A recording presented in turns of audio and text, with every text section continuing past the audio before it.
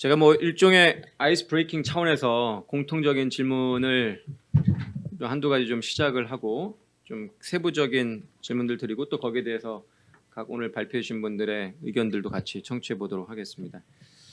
일단 굉장히 좀 쟁쟁한 회사들입니다. 뭐 우리 저 영국에서 발표해 주신 텔러스는 뭐 대표적인 글로벌 기업이기도 하고요.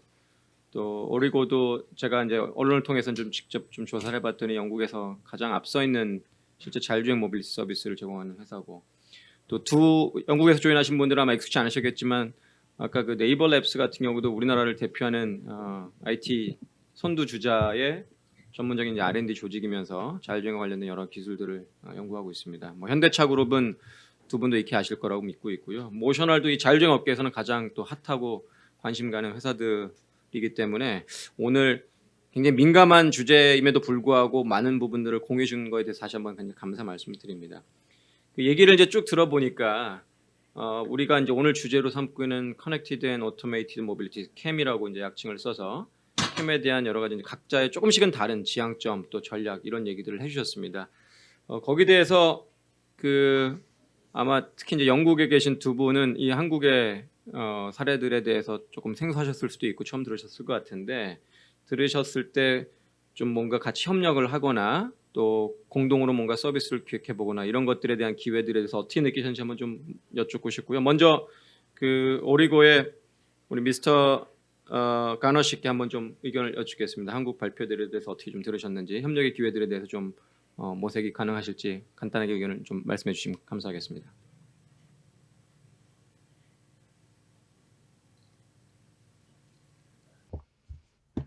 예, 안녕하십니까? 안녕하십니까, 여러분? 다시 한번 감사드립니다. 정말 좋은 소개 말씀 해주셨습니다. 네, 제가 CAF 회의를 작년에도 참석을 했었습니다. 바로 1년 전이었습니다. 저랑 10명 정도의 동료가 아마 한국으로 갔죠. 그래서 저도 발표를 했었습니다. 그리고 그 1년 동안, 지난 1년 동안 사실 많은 기업들과 접촉을 하고 활발하게 연락을 주고받을 수 있었습니다. 아직은 제품을 한국에 제공을 하진 않은 상태이지만 그 시일이 머지 않기를 기대하고 있습니다. 그래서 사실은 캐퍼 관련해서 여러 가지 부분에서 조율하고 협력을 할 수가 있습니다. 그리고 또 기아 OEM 회사의 발표도 특히 저는 굉장히 흥미로웠습니다. 아주 대규모의 OEM 사라는 점도 이해할 수 있었습니다. 고맙습니다. 우리 저 신상희 상무님하고 백종현 리더님께도 한번 좀 여쭙고 싶은데, 뭐 우리나라에서 사실 이 정밀 지도하는 업체들이 그리 많지는 않습니다. 그 중에서도 아주 초정밀 지도를 굉장히 세부적인 데이터까지 확보하시는 이제 네이버 랩스의 발표를 보셨을 텐데, 우리 모셔널 로보택시 하시려면은 국내에서 네이버 랩스의 저런 훌륭한 기술 또 실제 갖고 있는 데이터 좀 탐나지 않으셨나요? 어떻게 보셨어요? 네, 솔직히 탐 났고요. Sorry. 근데 일단 그러니까 로보택시를 상용화하는 데 있어서는 저 맵을 만드는 기술을 잘 갖추는 것도 중요하고 맵 데이터가 잘 쌓이는 것도 중요하고요. 더 중요한 거는 그거를 되게 빠르게 업데이트를 할 수 있고 좀 더 많은 사람들의 참여를 이끌어낼 수 있는 플랫폼이 되게 중요합니다. 그 측면에서 네이버 랩스가 제시한 기술과 솔루션은 되게 매력적이었고, 당장은 일단 저희 내부에서는 뭐 내년이나 뭐 올해나 뭐 이렇게는 한국 시장에 뭐 시작할 그런 계획은 없습니다만, 그 이후에라도 저희가 한국 시장에 좀 본격적으로 사업을 진행을 한다면 당연히 협력할 수 있으면 좋겠습니다. 반대로 우리 백종현 씨님, 아까 우리 저 모셔널의 발표를 보면은 첫 번째 타겟 지역의 지도를 보였지만 미국인 걸로 네. 추측이 되는데, 혹시 뭐 네이버 랩스에서 해외 쪽에 같이 동반 유출하실 게 없으실까요? 네. 일단 소개 잘 들었고요. 저희가 하는 기술이 한국 지도의 결과물을 만들기 위한 기술은 아닙니다. 그러니까 지도를 어떻게 효율적으로 그리고 경제적으로 만들 수 있는가 하는 기술을 하고 있는 거고요. 거기에 더불어 그 지도를 활용해서 어떻게 위치 인식을 해서 정확한 결과를 줄 건가에 대한 내용이기 때문에 국내가 아니더라도 저희는 협업에 오픈돼 있습니다. 이 자리를 통해서 좋은 인연을 쌓고 또 나중에 협업까지 이루어지면 더 좋을 것 같습니다. 함께 스케일업 할 수 있는 기회가 있으면 좋을 것 같고요. 또 우리 기아차의 강주엽 팀장님하고 탈레스의 미스터 데이비스 씨께도 좀 여쭙겠습니다. 미스터 데이비스 씨는 아마 텔레스가 워낙 다양한 회사들하고 일을 하고 있을 텐데요. 저는 오늘 사실 데이비스 씨가 발표하신 내용 중에서 가장 와닿았던 용어 중에 하나가 경제성 있는 사이버 보안이라는 언급을 하셨었어요. 그런 이제 일종의 컴플렉스 시스템의 일종의 페일리어, 리콜 이런 것들이 굉장히 증가하고 있어서 우리가 사이버 어택에 대비하는 사이버 보안이라는 게 중요하기도 한데 이걸 어떻게 이제 경제성 있는 모델로 만들까를 특히 OEM들은 굉장히 관심 있게 보실 것 같아요. 거기에 대해서 우리 탈레스 입장에서 한번 좀 OEM들에게 어드바이스나 간단한 팁을 주신다면 어떤 것들이 있었을지 하고 또 기아차 발표 어떻게 보셨는지 간단히 좀 여쭙고 싶습니다.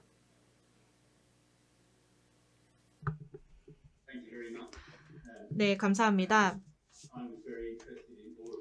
모든 발표들 참 흥미롭게 들었습니다. 기아의 발표도 아주 흥미로웠습니다. 모빌리티 솔루션으로 갈 때 경제성에 대해서 생각하고 계신 부분이 인상적이었고요. 탈레스도 역시 그러한 경제성 부분에 많은 관심을 가지고 있습니다. 영국의 리고와도 이런 부분에 대해서도 논의를 진행을 할 수 있을 것 같습니다. 정말 복원력 있는 시스템을 통해서 실제 이런 보안의 베네핏을 얻을 수 있을 거라고 생각합니다. 이를 위해서 사람들이 새로운 솔루션이나 시스템에 투자했을 때 이러한 시스템이 실제 사이버 복원력을 가지고 있어서 공격에 강해서 투자 대비 좋은 수익을 거둘 수 있도록 하는 방법론, 그런 비즈니스 모델을 개발하는 게 중요할 것 같습니다. 그리고 이러한 시스템이나 솔루션이 대중화되면 한 번의 사이버 공격으로 시스템 전체가 무너질 수가 있기 때문에 복원력이 너무나 중요합니다. 왜냐하면 한 번 무너지면 투자가 무용지물이 되어버리기 때문이죠. 그래서 한국의 기업들과 함께 협력을 하고 이런 부분에서 수익을 창출할 수 있는 기회를 논의할 수 있을 것 같습니다. 그리고 실제 이러한 방법론들을 통해서 법적으로 그리고 경제적으로 유효한 사이버 보안 정책을 도입할 수 있다고 생각합니다. 영국 내에서 저희가 이제 보험회사와도 협력을 하고 있고 또 법조계와도 함께 협력을 하고 있는 분야입니다.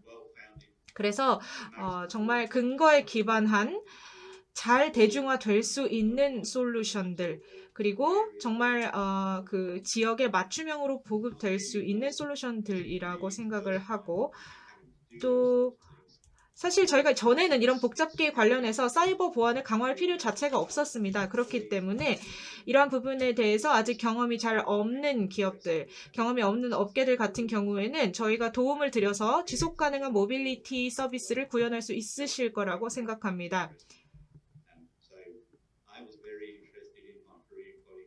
한국 분들의 발표를 그 관점에서 참 흥미롭게 들었고요. 저희가 이 여러분들의 그림에서 중요한 역할을 할 수 있길 바랍니다. 우리 기아차 강주엽 팀장님은 다른 분들 발표 어떻게 보셨나요? 네, 저희도 사실 이제 자율주행 기반의 서비스들도 고민을 좀 하고 있는데 사실 내부적으로는 그 시기적인 관점에서 이견이 좀 있더라고요. 그래서 오늘 지금 이런 것들이 정말 준비되고 있는 것들을 보안부터 자율주행 기술이나 이 정밀지도까지 이런 게 진짜 이제 사실 되게 상용화 시점이 얼마 남지 않았다는 걸 좀 느낄 수 있어서 저희 내부적인 어떤 그런 약간의 목소리와는 좀 그 발전 속도가 훨씬 빠르다고 좀 느꼈고요. 저희도 아까 말씀드렸던 것처럼 전기차를 기아차가 좀 많이 그 가져가려는 전략으로 이제 한다고 말씀드렸는데 결과적으로 아직은 그 어떤 대중화가 되기에는 좀 시간이 걸리는 시기라고 보고 있어서 아까 저희가 도시 고객들을 좀 저희가 고객이라고 치르면서 만나고 있습니다. 특히 올해 많이 만나고 있는데 되게 아까 특정한 지역이긴 하지만 그런 인프라와의 어떤 통신에 대한 인프라에 대한 어떤 통신이 준비가 돼 있고 또 지도가 구축되어 있는 특정 지역에서는 이 도시들도 상당히 제한적인 자율주행에 대한 니즈들이 상당히 많더라고요. 소위 스마트 시티라고 하는 어떤 큰 어떤 이니셔티브 말고도 그린필드 차원에서 도시들이 교통 취약 지역에 뭔가 수요응답형 셔틀을 돌린다든가 하는 자율주행 기지가 되게 많은 걸로 봐서 이제 앞서 말씀하셨던 많은 기술들이 지금 이미 성숙되고 있어서 잘 협업을 해서 좀 그런 기회들을 빨리빨리 좀 진행했으면 좋겠다는 네. 생각이 좀 들었습니다. 뭐 기왕에 우리 저 기아차 강주엽 팀장께서 말씀해 주신 김에 제가 기아차부터 좀 세부적인 질문 몇 가지 좀 드리겠습니다.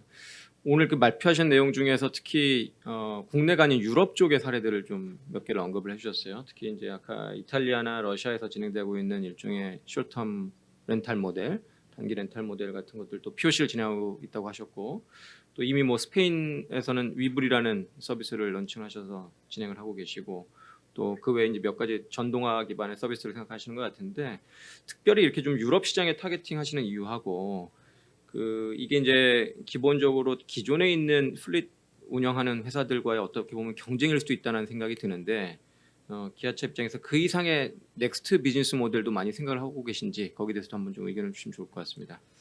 사실 이제 유럽을 타겟팅했던 이유는 사실 뭐 되게 쉽습니다. 사실 그 북미랑 유럽이 가장 큰 시장인데, 북미는 워낙에 이제 우버나 리프트가 시장을 양분하고 있다 보니 거기에 뭔가 진입하기는 어렵다라는 판단을 좀 북미 권역에서 했던 것 같고요.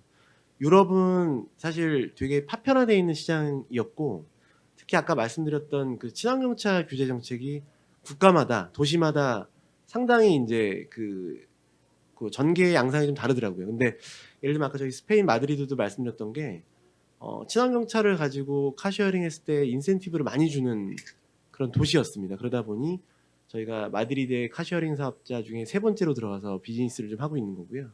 사실 북미도 저희가 모션랩이라는 그 저희 총괄 그 현대차 그룹의 법인이 들어가서 LA의 카쉐어링하는 그 첫 번째 프로그램에 들어가서 지금 협업을 하고 있습니다. 그래서 결과적으로 말씀드리면 또 비즈니스적으로 어떤 큰 목적을 가지고 한다기보다는 저희가 규제나 그리고 전기차 보급을 위한 어떤 교점 측면에서 도시와의 관계를 최대한 활용하면서 저희가 큰 어떤 손실 없이 도시 관계를 구축하고 이게 나아가서는 저희는 이제 모빌리티 서비스가 이제 자율주행이 결합되면은 수익성이 날 거라고 생각하고 있거든요. 그 시점까지 저희가 아무것도 안 할 수는 없다 보니 그런 도시에서의 프레젠스를 가져가는 또 도시들을 선별적으로 좀 타겟팅을 하고 있다라고 말씀드릴 수 있을 것 같습니다. 네.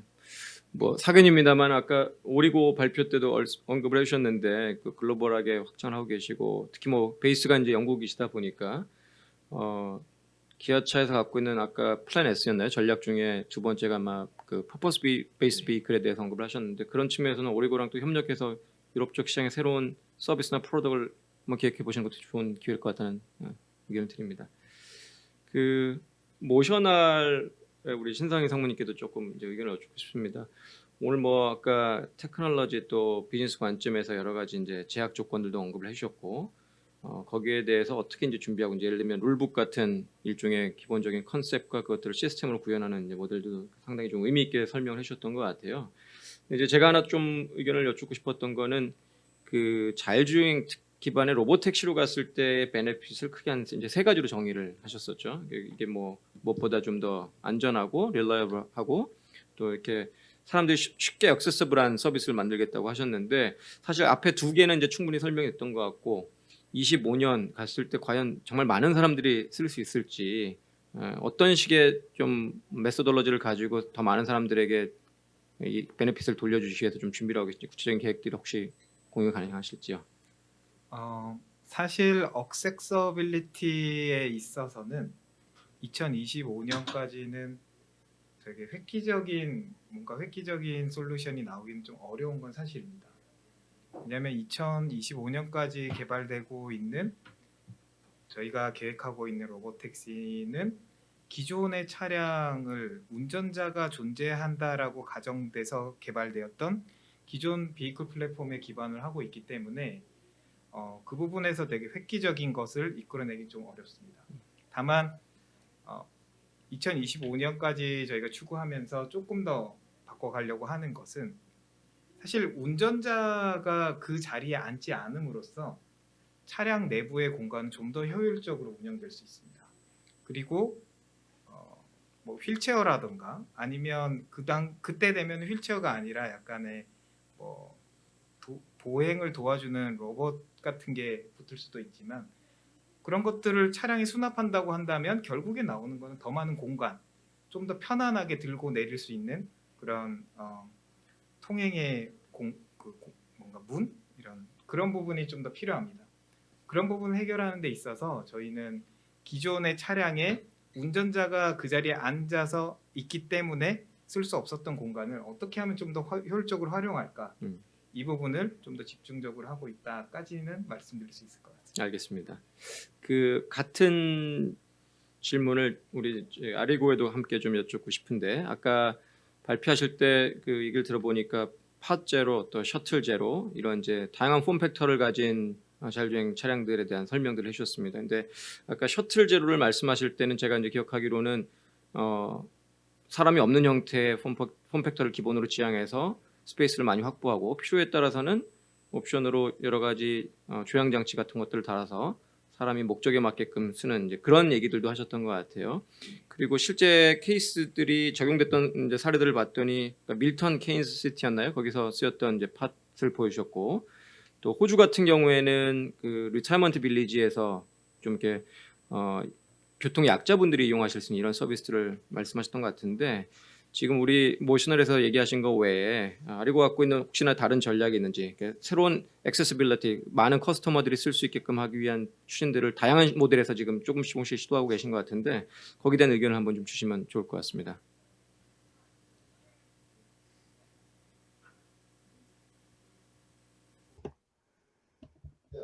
예, 감사합니다. 저희는 회사 차원에서 결정을 내리기를 아마 2015년이었습니다. Last Mile Mobility를 초점을 두겠다는 결정을 내렸습니다. 제가 발표에서도 간단히 말씀을 드렸는데요. 언로드 그리고 또 실제 환경의 자율주행 차량의 경우는 사실은 지금 현재는 현실적으로 어려움이 많습니다. 늘 저희가 차에 있다는 것, 그것을 현실적으로 단절 없는 상황에서 가능하게 하기가 쉽지가 않습니다. 그래서 저희는 오프로드 상황을 공략했습니다. 로우 스피드의 환경을 공략하기로 했고 굉장히 컨트롤된 환경을 공략하기로 했습니다. 예를 들어 캠퍼스라던가 대학 아니면은 또 이러한 작은 도시를 공략했습니다. 그래서 지난 몇 년간 저희가 비즈니스를 운영하면서 이러한 테스트들을 실제 상용화하게도 되었습니다. 그래서 이러한 제품들을 이제 전 세계 많은 곳에 실제 보급을 하고 있습니다. 주거 지역에도 마찬가지고요. 제가 발표에서도 소개를 드렸던 곳입니다. 예를 들어 호주 캔버라 지역에도 보급을 하고 있습니다. 그리고 매우 최근에는 또 셔틀 서비스도 제공하고 있습니다. 이게 언로드로도 진출이 되고는 있는데 이 부분에 대해서도 저희가 결정을 내리기를 이것을 일반적인 조향이 가능한, 즉 주행이 가능한 방식으로도 옵션으로 할 수 있게 만들겠다고 결정을 내렸습니다. 그래서 조향 핸들과 페달도 있기 때문에 운전을 할 수도 있고 일반적인 자율주행도 가능합니다. 이렇게 결정을 내린 이유는 다른 경쟁사들을 살펴본 결과 경쟁사 제품은 자율주행만이 되는 사양을 선택했습니다. 그런데 고객들과 이야기를 해본 결과 사실 실시간으로 봤을 때 자율주행을 하는 기간이 매우 짧더라는 것입니다. 이유들은 굉장히 자명하죠. 여러 가지 페일러 문제들이 있기 때문입니다. 그래서 고객들에게 옵션을 주겠다고 결정을 내린 겁니다. 일반적인 주행이 가능하도록 하는 이러한 방식도 제공을 해서 이런 경우 12명을 태울 수 있습니다. 이러한 코로나 세상에서는 12명 대신에 6명이 탑승할 수 있도록 재설계를 했습니다. 그래서 이렇게 접근을 하는 것이 저희가 고객에게 접근하는데 훨씬 용이했습니다. 그래서 비즈니스적인 결정이었던 것입니다. 그래서 지난 8월 PGA에서 웨일스 오픈에서 사용을 했죠. 칼톡 배너 지역에서요. 그래서 실제 시범 운행을 했고 영국의 캠브리지 지역에서도 테스팅을 했죠. 서출에서 보셨다시피 이 도시 서부 지역을 운행하고 있습니다. 사람들을 태우고 다니고 있고 그래서 실제 교통수단으로 운행이 되고 있는 상황입니다. 그 발표에서 뭐 다양한 서비스 영역을 계속 이제 시도하시는 것 같은 느낌을 받아서 뭐 그 부분에서 좀 더 의미 있는 성과가 있었으면 좋겠다는 생각이 들고요. 한 가지 좀 덧붙여서 질문을 드리자면 이제 그런 다양한 시도들을 하다 보면 If you make these different trials, I believe you have to consider the economic factor as well. 저도 그런 부분을 같이 좀 질문드리고 싶은데 이게 이제 기존의 전통적인 트랜스포테이션 서비스 대비 경제성 측면에서는 어느 정도 좀 언제 시점에 어느 정도의 경제성을 만들어낼 수 있을지 거기에 대해서 좀 고민을 하고 계실 것 같은데 우리 아리고에서 거기에 대한 답변까지 좀 마저 듣고 진행하겠습니다.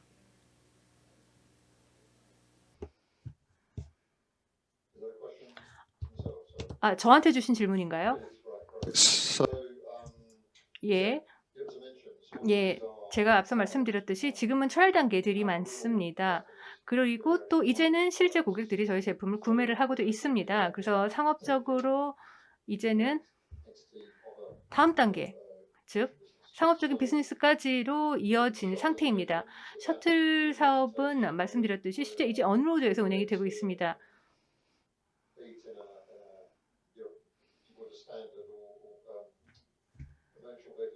그래서 일반 상용화된 차량과 같은 방식으로 이해를 할 수가 있겠습니다. 그래서 제가 정확히 질문에 대한 답을 드렸는지는 모르겠습니다.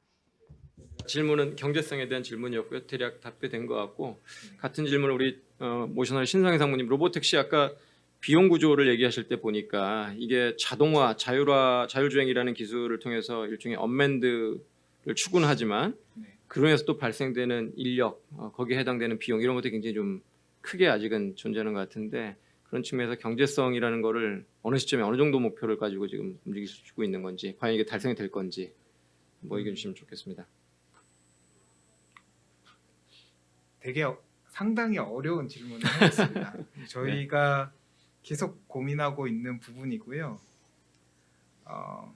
근데 저희가 말씀드릴 수 있는 거는 지금 저희가 내부적으로 봤을 때는 수익성 확보가 상당히 어려운 게 첫 해, 한 둘째 연도까지는 어렵다라고 보고 있습니다. 어렵다고 보는 이유가 뭐냐면 자율주행 시스템은 시스템 자체 내에서 리던던시 확보가 중요하기도 하지만 오퍼레이션에서도 리던던시가 중요합니다. 그리고 사람이 없기 때문에 그러니까 뭔가 예기치 못한 상황이 발생했을 때 대처할 수 있는 최후의 보루인 운전자가 없기 때문에 그것을 이제 보완하기 위한 많은 인프라와 오퍼레이션 노력들이 들어가게 됩니다. 근데 그 비용들 때문에 첫 해 연도에는 어쩔 수 없이 되게 높은 세이프티 마진을 가져갈 수밖에 없습니다. 그렇기 때문에 수익성은 낮아질 수밖에 없지만 Year 2가 되고 Year 3가 돼서 저희가 오퍼레이션 익스피리언스가 쌓이고 데이터가 쌓이면 거기서 공통적으로 나오는 문제점들은 저희의 스트럭처라이즈드 된 소프트웨어로 인해서 자연스럽게 자동화로 들어가게 됩니다. 그러면 오퍼레이션 노력들이 점점 줄어들고요. 그래서 저희 내부적으로 바라볼 때는 3년 네. 출시 후 3년 내에는 포지티브한 프로피터빌리티 달성이 가능하다라고 네. 생각하고 있습니다. 굉장히 큰 기대가 됩니다. 오늘 아주 구체적인 전략을 갖고 계셨는데 거기에 플러스 3년의 경제성도 만들 수 있다고 하니까 정말 이제 큰 기대가 됩니다. 예. 이 산업은 약간의 앰비션을 가져야 된다고 생각합니다. 네, 예, 맞습니다. 큰 시장을 바꾸는 거니까요. 네, 그럼요. 예, 오늘 그러기 위해서 여기 뭐 이렇게 전문가들 모신 거고요. 네.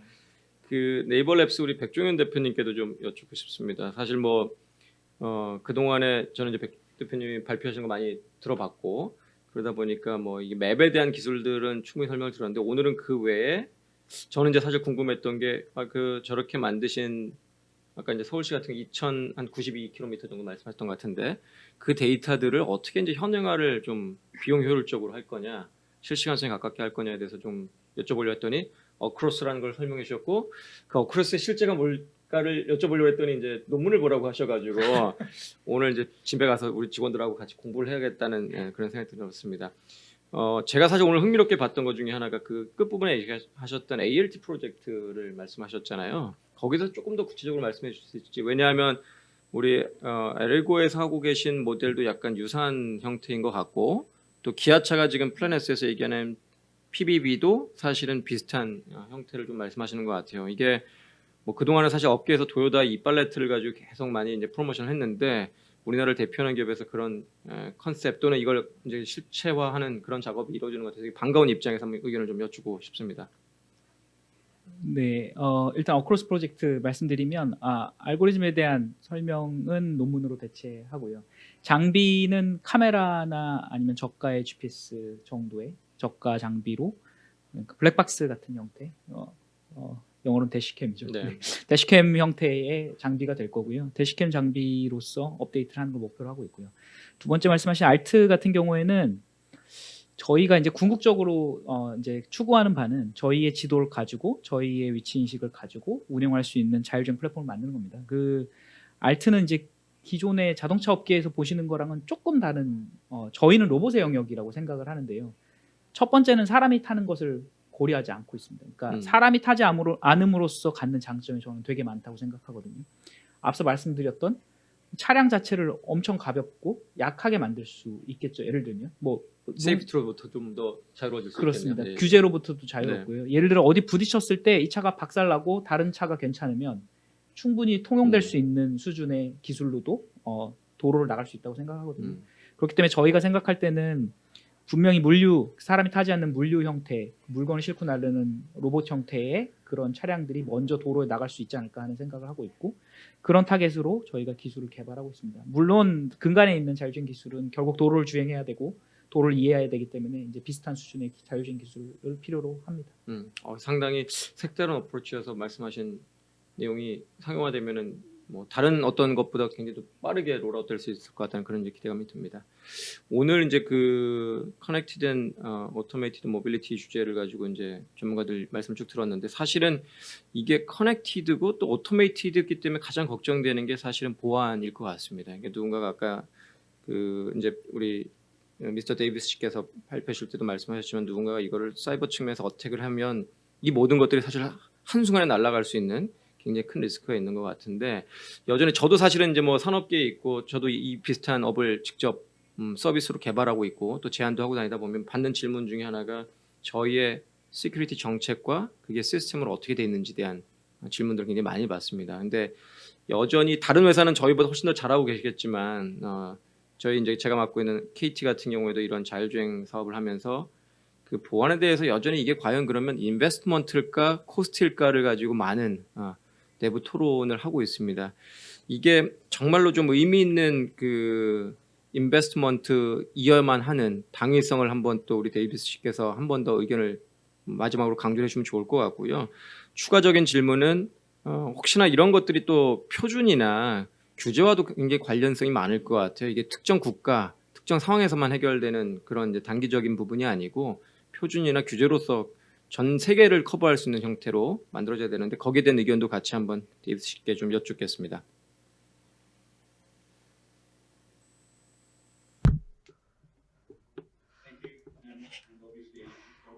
네, 이 질문에 대해서는 제가 영원히 이야기할 수 있을 것 같은데요. 몇 시간도 이야기할 수 있을 것 같은데요. 비용이냐 투자이냐.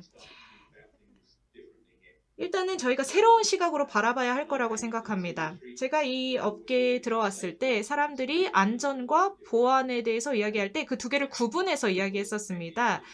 그리고 물론 이 두 가지 사용되는 테크닉들은 다를 수 있겠지만 두 가지를 같이 생각해야 할 거라고 생각합니다. 안전을 보장하기 위해서 보안을 강화해야 합니다. 그렇기 때문에 보안을 강화한다는 것은 결국 안전을 강화한다는 것입니다. 그래서 여러분이 플랫폼에 갖고 있는 데이터로 수익을 창출하기 위해서는 이 안전과 보안이라는 것을 두 가지 다 가져가야 하는 것입니다. 그런데 이 두 가지 사이에는 모순이 있을 수 있고 트레이드 오프가 있기 때문에 또 어려워지는 것이죠. 그리고 오늘날 시스템에는 새로 생겨나고 있는 특성들이 너무나 많이 있습니다. 그렇기 때문에 이 안전과 보안에 대해서 그동안 생각했던 방식을 근본적으로 바꿔야 할 것이라고 생각합니다. 그래서 소규모 보급에서 대규모 보급으로 넘어가기 위해서는 이렇게 새롭게 등장하는 특성들을 잘 이해해야 할 거라고 생각합니다. 이 디지털 시스템에 과거에는 없었던 특징들이 생겨나고 있고 이것이 많은 변화를 야기하고 있습니다. 예를 들어서 지도를 사용하는 서비스 간의 인터랙션들이 생기고 있고, 그리고 또 뭐 신호등과 인프라 사이에 전에는 없던 인터랙션이 생기고 있고, 이렇게 새로운 인터랙션들이 계속해서 생겨나고 있습니다. 그래서 이런 것들을 다 제대로 설계해야만 보안을 담보할 수 있는 것입니다. 따라서 역동적으로 이렇게 새로 등장하는 보안 문제에 대응해야 할 거라고 생각합니다. 근데 이런 것들을 제대로 설계한다는 것은 단순히 보안 이슈를 해결할 수 있다라는 것뿐만이 아니라 비즈니스 모델의 핵심적인 가치도 증대시킬 수 있다라는 것입니다. 그래서 예를 들어서 로보택시를 설계하실 때 뭐 이러한 방식으로 설계하고 싶다라고 계획이 있을 텐데요. 그 과정에서 사람들이 서비스를 사용하는 과정에서 예상치 못한 새롭게 등장하는 인터랙션들이 있을 수가 있고, 이런 것들도 잘 파악해서 설계해야만 수익성을 내는 모델을 발굴하실 수 있을 거라고 생각합니다. 그래서 이 시스템을 설계할 때 이 보안을 강화한다는 것은 사실상 비용도 아니고 투자도 아니고 이제는 그냥 당연한 필수 요건이 된 게 아닌가라는 생각을 해봅니다. 그래서 사이버 보안에 대해서 살펴볼 때